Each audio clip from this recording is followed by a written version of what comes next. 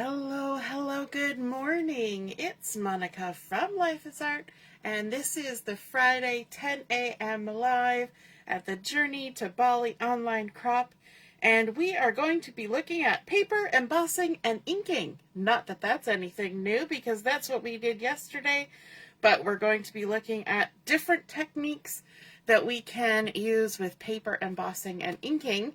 And so I hope you're ready. I hope you're excited. I hope you had a great day last night and a good night's sleep. And I hope you have some time to craft today. I know a lot of you have to work today, and that really cuts into the crafting time. I know. But hopefully you will get a few moments here or there during the day to have some crafty time, or at least gain some inspiration. If you're joining me live, just say hello or howdy so I know you're here. If you're watching later on replay, pop a comment in so we can know that you stopped by. I see Heather is here this morning, bright and early. Good morning, Heather. All right, so we're looking at paper, emboss, and inking, and today we are specifically looking at dry embossing, which is embossing with embossing folders. A lot of people call it dry embossing, and I know on the Stampin' Up website, if you're looking for products and you want embossing folders, it's listed under embossing and then dry embossing. So that's where you'll find them. Hey Deborah, good morning, and Katie's here. Good morning, good morning. I see Allison too saying good morning. And so we're going to be looking at different things we can do with embossing folders and ink and all that good stuff. Okay, so first up, let's, there's a tool that is very helpful for this first technique, and that's a brayer. Stampin' Up sells a brayer. This is a brayer that I've had for years and years and years doing, you know, gel plate stuff and all that, but it's a brayer. So that is helpful for this particular technique. However, I have seen it done without a brayer. And you just rub your ink pad across it, but it's a little bit different effect either way. So for this one, I'm going to be using the Turtle Textures embossing folder, and this is part of the Turtley Cute suite. And so this is Turtle Textures, and I've actually had fun using this as almost like a geographic, like a topical map kind of design, as well as a turtle shell. So this is a just an embossing folder. It's not a 3D embossing folder. And I'm going to be using just some plain white cardstock for this technique. And I've cut it so it'll fit on a card front so that I'm not wasting when I'm creating. I can go ahead and use it for whatever I want to later on. And so I have here some old olive ink and also my handy dandy little mat here that I can use to keep my ink from sliding around while we create. And so what I want to do with this is I'm going to choose whichever side, front or back, of my embossing folder I want to show. Now this one, it doesn't particularly matter. You're going to get basically the same pattern, whether you use the embossed or the debossed side of the embossing folder. So I'm going to go with the debossed side, and all I'm going to do is I'm going to take my brayer and I'm going to get it good and inky on my ink pad, pick up lots of lovely ink, and then I'm going to come over here and I'm going to ink up the inside of my embossing folder. And now embossing folders are a little bit different than inking up a stamp because they're kind of hard to season. So you will find that your ink will kind of bead up on it. And there's a couple different ways you can do this. You can either run it through like that, or you can add a little spray of water to it. And I think I'm going to do just a gentle couple spritz of water on there. I'm going to put my paper in, and I've cut it to 4 inches by 5 1/4. And you can already see that that color showing up there from the inking. And then I'm just going to run it through my embossing machine. Let's get that in there. Run it through. Oh, I gotta change my sandwich. Nope. I always forget with this particular one what the sandwich is. I had it in my mind earlier.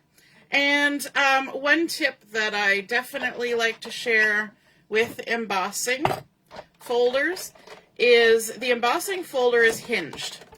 And that hinge is what needs to go into the machine first. Now my machine itself has a hinge, just because of the kind of plates that I have on it. It's got a hinge, so I always put that through first. But an embossing folder also has a hinge. And the trick with the hinge is, if you put the open end, like the alligator mouth, direction through first, this part that opens, then what will happen is, because you're going through a pressurized bit, it will sometimes snag the top flap of your embossing folder and kind of push back on that, and it puts a lot of strain on the folded hinge part of your embossing folder. Whereas if you put the folded part through, it's hitting one item and it's putting even pressure on that one item, and it will greatly enhance the longevity of your embossing folder to always do that. Okay.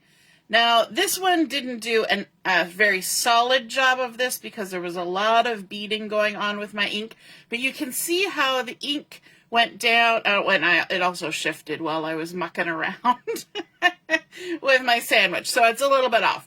But you can see that we've got on the debossed portions, like the part that's inset, we've transferred that ink, and that's kind of a really cool effect in my mind. And you can play around with that technique and try both sides and do different colors. You can even do blending of all different colors on there. Lots of fun things you can do. So that's one way you can use an embossing folder, is to add some ink with a brayer or just with the ink pad itself and run it through with or without water, up to you. I find adding a little tiny bit of water helps it transfer the ink a little better. Okay, and of course the better pressure you have, the better transfer it'll be. Just like stamping, you kind of have to look at it as sort of stamping with an embossing folder, but adding texture at the same time. It's very cool. Okay, another technique we can do, and for this one we're going to use a different embossing folder because why not? We have lots to choose from. And so for this one, I'm going to use a 3D embossing folder, which is called Exposed Brick. And and this is a different size. You'll notice that the Stampin' Up! Embossing folders come in a variety of sizes. So this one's a basically 6 by 6. So I'm going to run it through. I'm going to actually run two. I'm going to run two pieces through, not at the same time. And I'm going to emboss them. And again, this is just a 4 by 5 1/4. And just going to pop it in the center. Try and make sure it's fairly straight because these are bricks. And so if your bricks look straight, that probably makes it look more brick-like. Now this is a 3D embossing folder, so I have to change my sandwich a smidge here. And everybody's sandwich is going to be different because everybody's machine is different. And so again, I'm running it through with the hinge part first. I always get the big pop when it comes out. And I'm going to do this one twice. So just bear with me as I grab this other piece, because I want to show you two different variations on this. Same technique, just it looks a little different based on whether you use the embossed or debossed side of the embossing folder. Pop. That's very tight when they're the 3D ones, at least in my machine. All right. I'm going to scooch this off to the side. I suppose I could have had these embossed ahead of time, but, you know, it's all part of the process. Okay. So now if we take a look at our 2 pieces of paper with our exposed brick. This one has the embossed side. So you've got all the little lines and everything that are sticking up. And then on this one, I flipped it over, and this is the deboss side. So you got the bricks and the lines are inset. So, or maybe I've got it the other way around. Either way, I've got 2 different looks. So one has the solid bricks sticking up, and one has the lines in between. So we're going to do 2 techniques here. And let me just grab my messy mat, I guess. This is going to get a little bit messy potentially. So we're going to protect our work surface. Although I just stuck it into my my brayer. All right. So for the one that has the lines that are exposed, that are sticking up, I'm going to take a dark color. I'm going to take Secret C. And remember when I talk about using ink pads to transfer ink, one end of our ink pad is where you grab it and flip it. And so there's a lot of extra plastic on this end, whereas this end is right near the edge. So that's the edge where we're going to kind of work, and this is going to be the edge we hold. But we're going to basically keep this as level as possible. And all we're going to do is to start on one side and drag our embossing folder across our embossed paper. And then we're going to come to the other side and we're going to drag across. And you can keep going until you're happy with the amount of ink that's transferred. And yes, you will get inky. So keep a wipe on hand or go wash your hands every so often. So you can see that that really highlights all the cracks in between the brick and all that nubbly distress goodness that they have on this embossing folder. It's supposed to look that way. It is very nubbly and distressed with that sort of exposed brick sticking out here and there. And so let's do the same kind of technique. We'll use a different color. And this time we're going to be using the opposite side. Let me just get rid of some of this ink that's on here.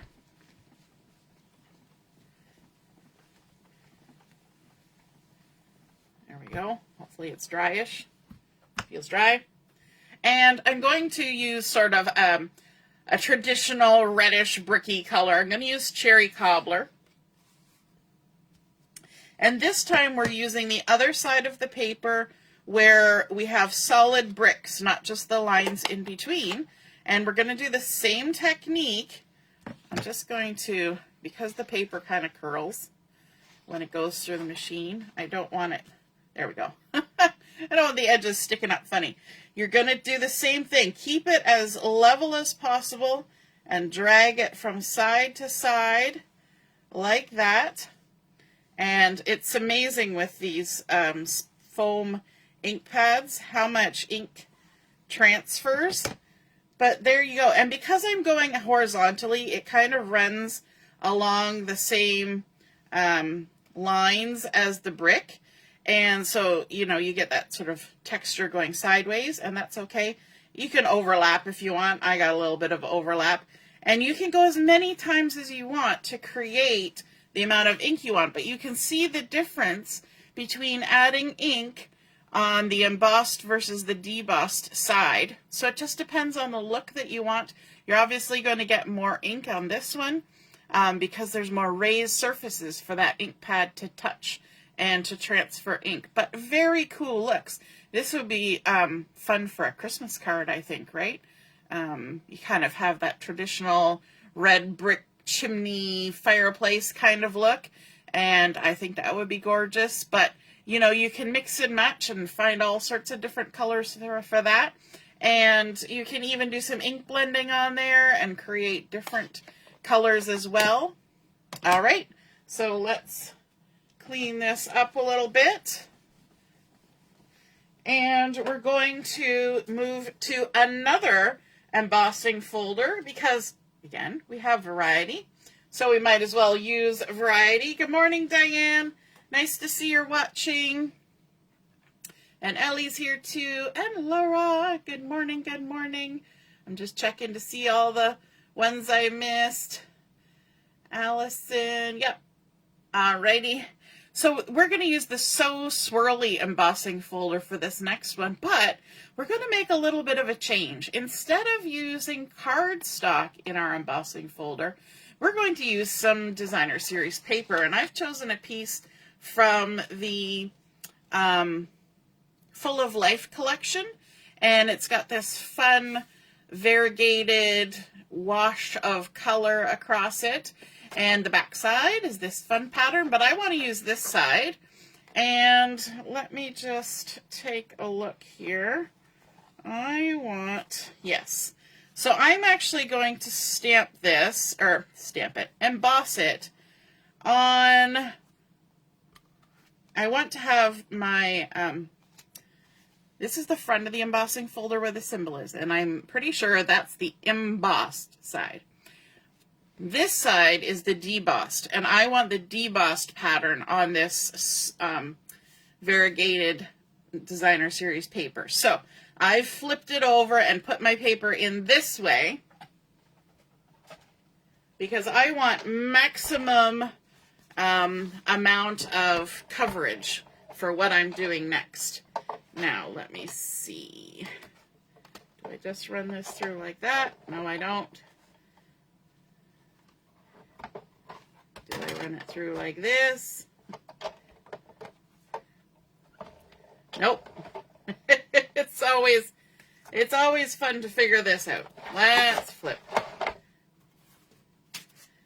All right. So the other thing is, because this is a large embossing folder and it's about the same size as my plates, if I put it all through like this, everything's going to hit that roller at one time.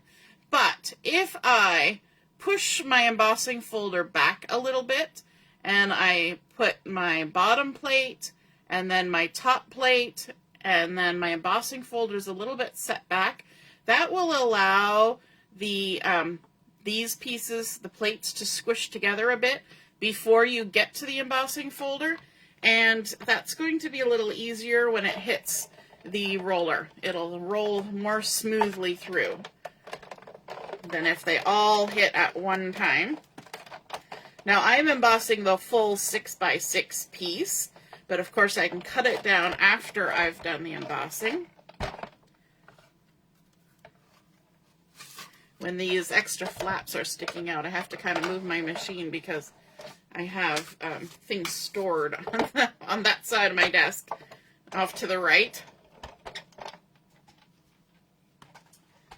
All right, so now we've got this paper that's been run through, and I wanted this part of the pattern on this side of the designer series paper of that So Swirly, and I'm going to grab that Secret C again that I used before, and it's a nice dark color, and this technique works the best with dark colors and bright colors. So bright paper, dark ink. And again, I'm going to hold it, and we're going to basically do the same technique we did just a minute ago. But it's going to create an interesting look. Because we have that pattern paper in behind, we're going to get a very bright background with dark on top of that pattern. And I probably should be going this direction. Sometimes you got to figure out which is the best direction for your embossed design, because you want to have the most coverage. There we go. I've got my ink pad held flatter now. I was doing the mistake that I always make, and that I hold my ink pad on an angle. And the best way to do it is absolutely flat as you drag it across. And yes, you're going to get inky. But isn't that a cool look where you get that dark embossed part and then the beautiful bright paper in behind? It looks kind of psychedelic. It reminds me of those velvet, do you remember back in the day, those velvet I think they called it velvet painting or something, where it had the velvet and then you use markers and you colored in between, or those pads that the little kids get from the dollar store and you scratch the black off to make designs. That's what it reminds me of. And if I had held my ink pad flatter at the beginning, I wouldn't have got the sort of shadow in the in-between spots, but that creates a really fun look with the embossing folder. So bright paper, dark ink. That's the trick with that technique. All right, let's see if we can clean up a bit here. My towel's already a little bit damp, so works pretty good. And I'm going to clean up, but I'm also going to get rid of this, but I want to have it cleaned off before I throw it. Not going to throw it. I'm going to roll it and then gently place it on the shelf where it goes. There we go. Okay, our next one, we're going back to cardstock, but this time we're going to use colored cardstock, and we are going to use a different embossing folder. We're going to use the Birch Wood 3D embossing folder, and all the embossing folders I am showing you today are ones that are still available online. And so this is the Birch Wood 3D embossing folder. And for this one, I have decided to use some early Espresso cardstock because wood grain and dark wood just looks really pretty. But there's a trick to this. This is not the 8.5 by 11 early Espresso that's the same color all the way through. This is the 12 by 12 two-tone white core cardstock. So it's lighter on one side, darker on the other, and it's got a white core. Now, a lot of times if you're doing embossing, this kind of embossing, and you have a white core, you get a little paranoid because sometimes the cardstock, because it's thick, can crack, and then you get exposed white. But the technique that I'm going to do, we want that exposure happening. So let me just figure out which way I want to do this. I'm going to do this way. So I'm using the back side of the embossing folder, just because that works with the design that I have and the technique that I want to do. And this is a 3D, so let me remember in my brain what I need to do. I take out the bottom plate for this, run it through with the hinge going in first. Today is arm day in the craft room. We're getting all of our arm workout in. And I always put my my embossing machine on the floor because I always figure it can't fall any further. Whoops. Stealing a piece. And so now when we open this up, you will see what I'm talking about, the cracking. You will see that there are little bits of the edges of that have cracked. Now, one way that you can minimize that, if you don't want that to happen, is you can spritz with the little water spritzer, spritz a little bit on the sides and run it through after it sits for just a minute, and that relaxes the paper a bit before you emboss it, because you are putting the paper under a lot of strain when you do that. Or you just use the cardstock, the early Espresso, that's the same color all the way through, not the white core. But I want the white core because I want to do a technique that involves the white core. And I need to grab myself a piece of scratch paper here for this. You'll see why in a minute. And for this, you need sandpaper. You could use a nail file. You could use an actual piece of sandpaper. I have this sanding block that my mom gave me. I believe she got them at the dollar store. They come in a couple in a pack. Now the trick with this is if you use this a lot and you use it on dark stuff and then try to go to a lighter color, you are creating sand. You're sanding, so you're creating dust. Just like you would if you were sanding actual wood. Paper is made from wood. And so it will have dark dust in it. Then you go to use it on a light colored paper, and all of a sudden your light colored paper has got weird dark dust on it. So if you have, you know, 2 or 3 of these, then maybe put a little marker on it somehow to know which one, dark colors versus light colors. That's a little hint. All right, so all you're going to do is you're going to lay your emery board or your sandpaper or your sanding block flat, and you're going to sand. And I like to go with the grain of the pattern that I'm using. And for this one, it's a wood grain, so it's going one direction. And you're going to sand, and what it's going to do is it is going to reveal the pattern on your cardstock. And it makes a really cool effect. Now you can see there, see all that little dust that's coming off? And that's also in there. So that's what I'm saying. If I went and used this on a piece of white paper right now, you would get all that early espresso dust on your white paper. So let's grab a duster here. We're going to take that off so we don't get it on everything. And take a look at what we've made. Look at that. Now we have a really beautiful sanded wood grain, sort of that exposed wood look. It kind of gives you that look of, you know, like painted wood that's been chipped up a little bit. But it just brings out that embossed design quite a bit, and I think it has a fun look. And depending on what colors you use, you know, you can make it look like wood that's been exposed to the weather and all that kind of stuff. Oh, Diane says, I disappeared, but I'm still here. Maybe try refreshing your screen. I disappeared on my computer too, but I'm still going on my phone. I have 2 videos that I'm watching to make sure we're all still working. So it's still working, so maybe go out and come back in and see if that will work. Hey, Elizabeth, good morning. And Laura's here too. Good morning, good morning.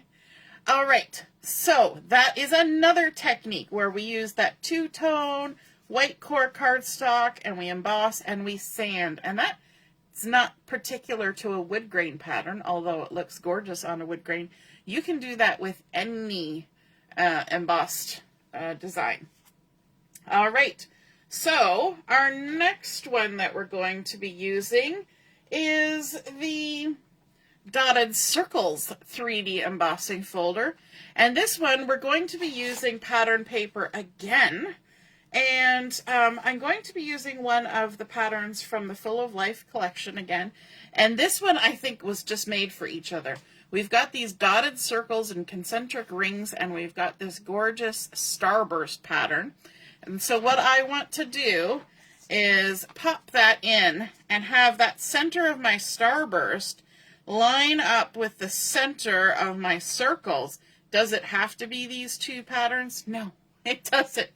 But you can emboss on pattern paper and allow that embossed pattern just to enhance the design of the paper that you're using, because then you're not just getting pattern, you're also going to be getting texture. Diane says, oh, she got back. Yay. And you did it with your nail file on Project 1. Yes. Yes. I always have a nail file in my craft room. 99% of the time it is not used for my nails. It is usually used for sanding paper. You can sand the edges of your paper to give them a distressed look, like on a cardstock, instead of using ink. Lots of fun things you can do with sandpaper or nail files. Alrighty, so this is a very simple one because we're just running a pattern paper through an embossing folder, and then you can add it to whatever project you want to add it to. But look at the massive amount of texture that creates, and because it pairs so well with the pattern, it really just enhances everything, and it gives it a lovely feel. I have a friend whose son is legally blind, and he reads Braille, and I keep suggesting to Stampin' Up! That they make some embossing folders with common sentiments in Braille, and then we can emboss them that way. Isn't that a great idea? We'll see if it happens. But look how gorgeous that is. And of course you could ink it, you could sand it, you could do all sorts of things with it. But I'm just going to leave it as is because I think it creates a beautiful texture. So there is embossing, just on pattern paper, and doing nothing else to it.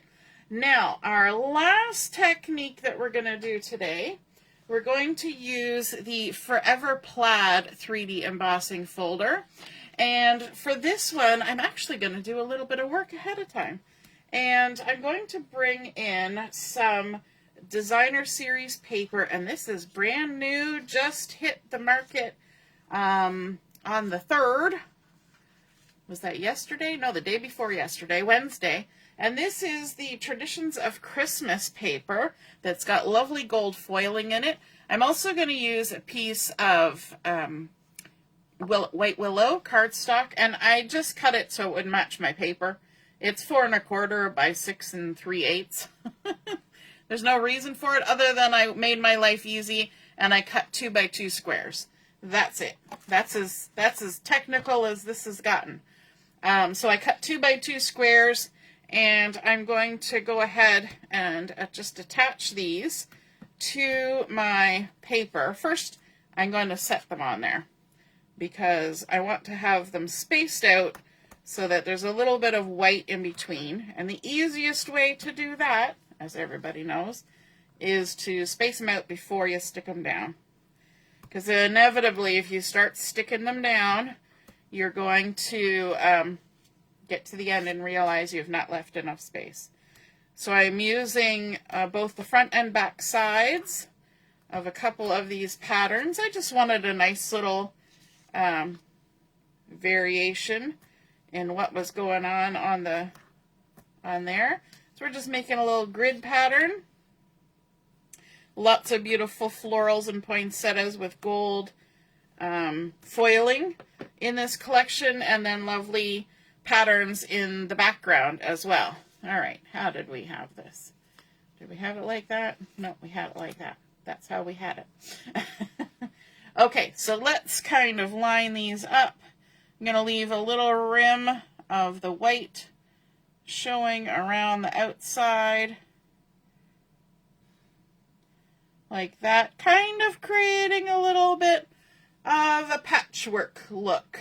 Hint, hint, wink, wink. And then we can go ahead and start sticking these down. I love this little Secret Sea pattern. It's a nice pop of dark color amongst all those beautiful foiled designs. Pop of color? It's a pop of darkness. But I guess it's a color. Secret Sea. Sometimes when you have things that are bright and colorful and foily and shiny, you need a little bit of darkness to tone down the sweet. There's also pink in this collection and reds, and I find having something gray or black makes it not quite so sweet. Tones down the sweet.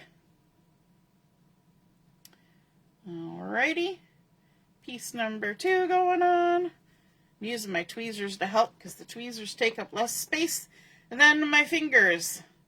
And then I can see more. A little plaid and old olive. Or is that granny apple green?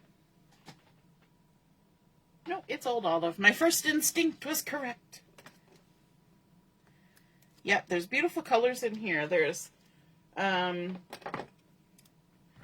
Cherry Cobbler, Pool Party, Old Olive, Real Red, Secret Sea, and then, of course, the gold. Nice combination.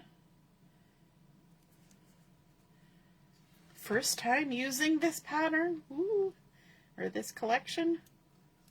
I just unboxed it on Wednesday night. And ran through the catalog with everybody who was online. It was a surprise. Nobody knew I was doing it. Okay, so now we've made this very simple but pretty Christmassy patchwork kind of design. And then we're going to bring in that Forever Plaid 3D embossing folder. And let me see, which way do I want this to go? I want the lines to go into it, because I'm thinking about this. If this was sewn, the lines would go in and the middle parts would pop up. Does that make sense? So I'm going to just center that, and I'm going to try and keep it straight because I want the lines to be straight. Why am I keeping it straight? Because I want it straight. All right, so with a quilt, you know, you've got your batting in there, and you've got then your sewn lines. So the lines squish in, and the batting poofs up. So that's hopefully what we're going to get when we run it through here, and it will give it such a fun quilted texture. Even if I do it the wrong way around, it's still going to have a fun quilted texture.